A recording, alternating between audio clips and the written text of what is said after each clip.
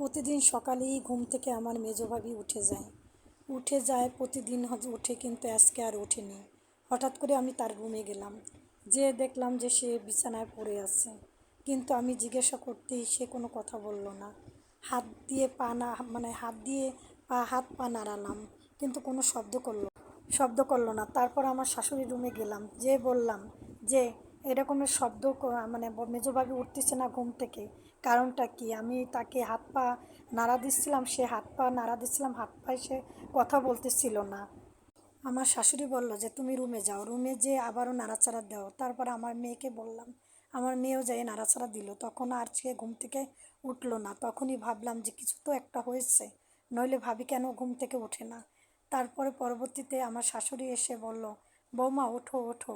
তখন সে কোনো নাড়াচাড়া দিচ্ছিল না, তখন একটা নাড়া দেওয়ার সাথে সাথেই একটা পা নাড়া দিচ্ছিল আমার শাশুড়ি, তার সাথে সাথে প্রত্যেকটা মানে দেহ প্রত্যঙ্গ সব কিছু নড়াচড়া করতেছিল।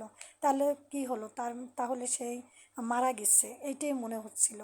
হঠাৎ করে দেখি যে মানে দৌড়োদৌড়ি করতেছিল।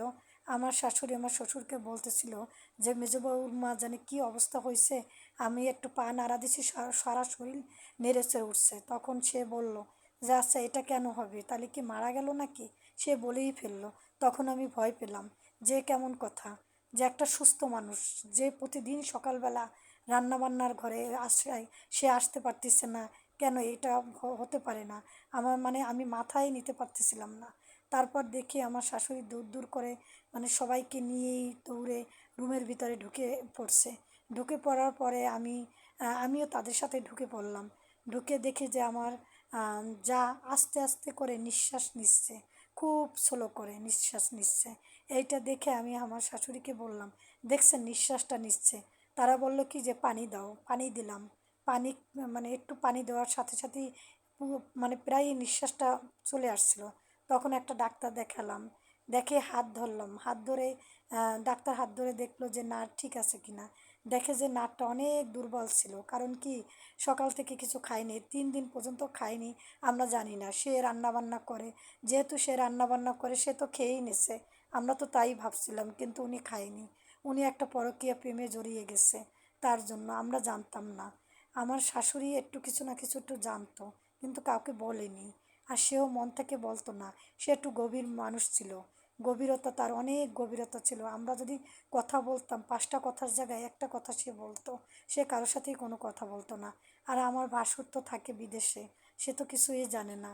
আর আমার যা অনেক সুন্দরী ছিল, অনেক দেখতে স্মার্ট ছিল, কিন্তু হঠাৎ করে যে কি হয়ে গেল তা জানি না। তার একটা বাচ্চা কাচ্চা হয়নি, বিয়ে করছে 5 মাস, 5 মাস বিয়ে করে রেখে চলে গেছে। আর তো রেখে চলে যাওয়ার পর থেকেই আমাদের বাড়িতেই আছে, মানে আমার শ্বশুর বাড়িতে আছে।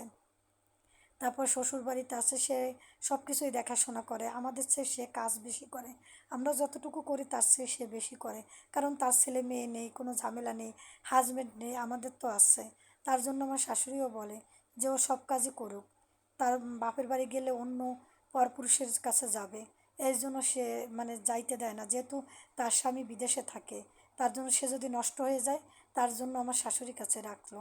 কিন্তু শাশুড়ি কি করলো, শাশুড়ি বুঝতেই পারেনি যে তার বউ পরকীয়ায় লিপ্ত হয়েছে।